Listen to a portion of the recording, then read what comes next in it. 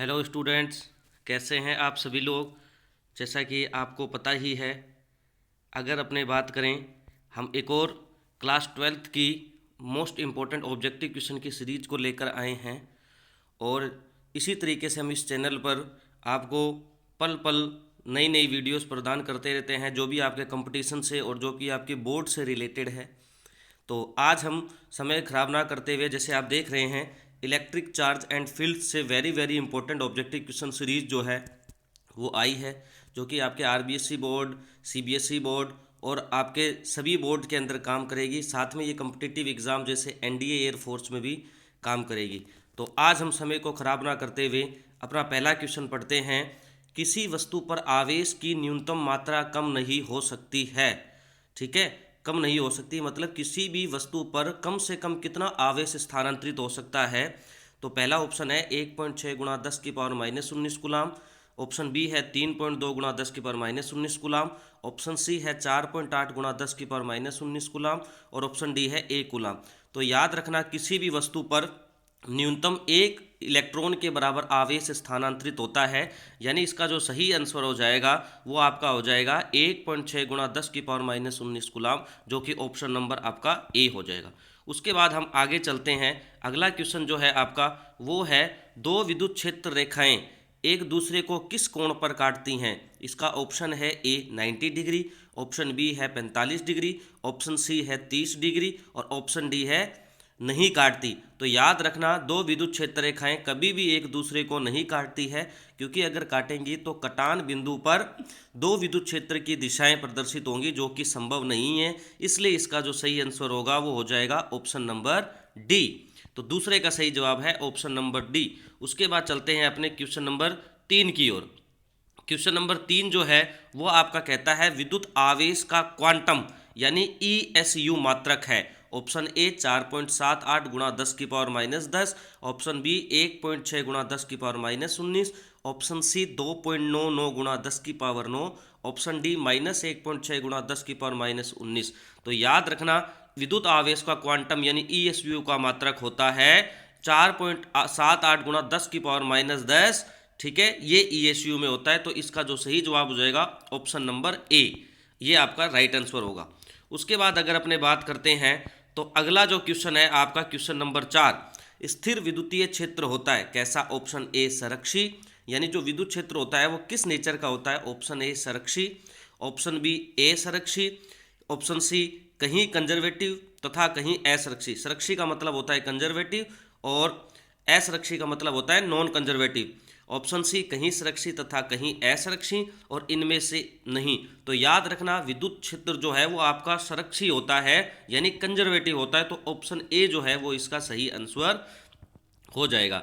अब अगर अपने बात करें, तो अगला सवाल है, एक ही पदार्थ के धातु के दो गोले ए तथा बी दिए गए हैं, एक पर प्लस क्यू तथा दूसरे पर माइनस है। यानी गोले ए पर प्लस क्यू और गोले बी पर माइनस क्यू है। तो याद रखना, जो वस्तु धनावेशित होती है उसका द्रव्यमान घटता है और जो वस्तु ऋणावेशित होती है उसका द्रव्यमान बढ़ता है। तो इसने पूछा है माइनस क्यू आवेश दिया जाता है तो ए का द्रव्यमान बढ़ेगा। ए पर तो प्लस क्यू है यानी ये ऑप्शन नहीं होगा। बी का द्रव्यमान बढ़ेगा, बिल्कुल ये हो सकता है, क्योंकि बी पर माइनस क्यू आया है तो द्रव्यमान बढ़ता है, तो बी का द्रव्यमान बढ़ेगा। ये इसका सही जवाब है।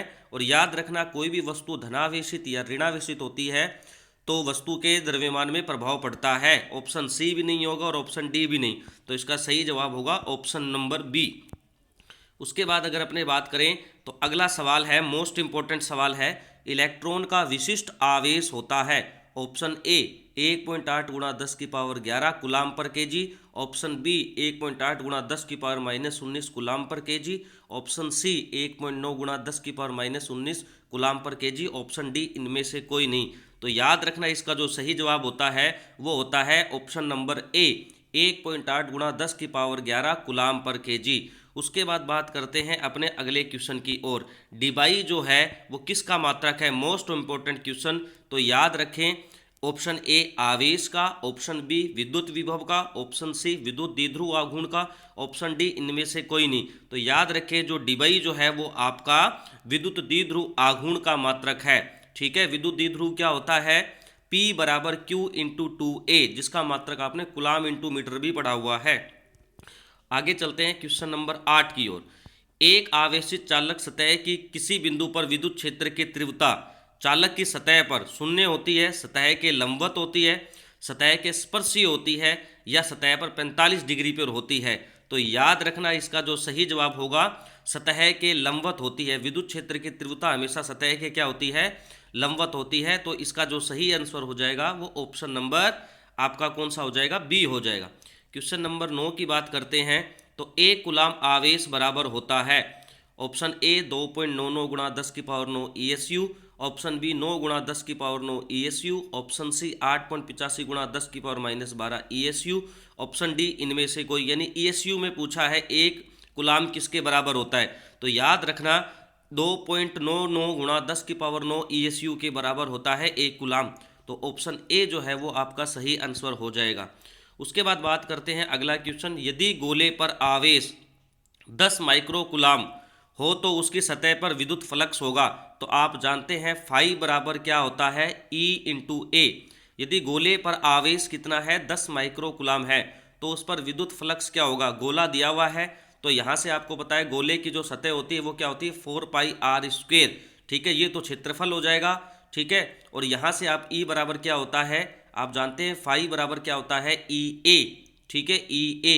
ठीक है, और गोले की सतह पर आप अगर अपने बात करें तो E क्या होता है, KQ/R का स्क्वायर। यहाँ से आप इस फॉर्मूले से निकाल के सॉल्व कर सकते हैं इस सवाल को। तो इसका जो ऑप्शन जो दिए हैं इसमें जो सही आंसर होगा वो आपका हो जाएगा आंसर नंबर सी, यानी 36 pi into 10⁶ newton metre inverse upon में coulomb. Option number question number 11, विद्युतशीलता यानी चाई का मात्रक होता है। ये मोस्ट इंपोर्टेंट क्वेश्चन है। विद्युतशीलता का मात्रक न्यूटन पर मीटर, फैराडे पर मीटर, कूलाम पर मीटर, इनमें से कोई नहीं। तो याद रखना फैराडे पर मीटर जो होता है वो विद्युतशीलता का मात्रक होता है। तो ये आपका क्वेश्चन नंबर 11 का सही जवाब है। अगले क्वेश्चन की बात करते हैं। विद्युत क्षेत्र की तीव्रता का मात्रक होता है, ऑप्शन ए न्यूटन बटे कूलाम, ऑप्शन बी न्यूटन बटे coulomb newton coulomb inverse, newton बटे coulomb inverse, option C volt पर मीटर, ऑप्शन डी कूलाम पर न्यूटन।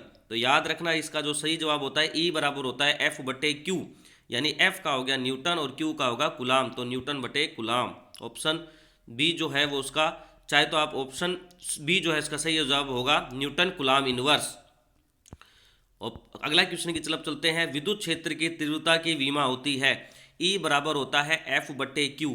F की होती है m1L1T-1 और A की होती है Q की होती है TA। तो m1L1T-1 में जब आप TA की भाग लगा देंगे तो आपका जो सही आंसर आएगा वो ऑप्शन नंबर ए आ जाएगा, m1L1T-2 A-1।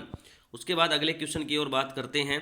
एक प्रोटॉन एक इलेक्ट्रॉन को समान विद्युत क्षेत्र में रखा जाता है, उन पर लगा विद्युत बल बराबर होंगे, विद्युत बलों के परिमाण बराबर होंगे, उनके त्वरण बराबर होंगे, उनके त्वरण के परिमाण बराबर होंगे।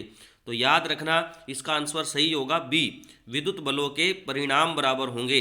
क्योंकि आपको पता है Q पर लगेगा, Q पर दोनों पर ही आवेश का मान जो होता है समान होता है और एक ही विद्युत क्षेत्र में रखे हैं। तो E बराबर होता है F/Q। तो F बराबर हो जाएगा EQ। बस एक प्लस का एक माइनस है लेकिन इनका परिणाम क्या होंगे, बराबर। तो इसका सही जवाब हो जाएगा ऑप्शन बी। उसके बाद अगले क्वेश्चन की तरफ चलते हैं। निम्न में से कौन सी सदिश राशि है, आवेश, धारिता, विद्युत क्षेत्र की तीव्रता, इनमें से कोई नहीं। तो आवेश एक अदिश राशि है, धारिता भी एक अदिश राशि है, विद्युत क्षेत्र की तीव्रता आपने देखा होगा जब आपने पढ़ा होगा तो E वेक्टर बराबर F वेक्टर अपॉन में Q0 लिखते हैं। तो विद्युत क्षेत्र की तीव्रता इसका सही जवाब होगा ऑप्शन नंबर सी। अगले सवाल की तरफ बात करते हैं। विद्युत विभव का मात्रक वोल्ट है और ये तुल्य है। तो आप जानते हो V बराबर होता है W/Q। W का मात्रक जूल और Q का मात्रक कूलाम। तो जूल बटे कूलाम इसका सही जवाब होगा, ऑप्शन नंबर ए इसका राइट आंसर है।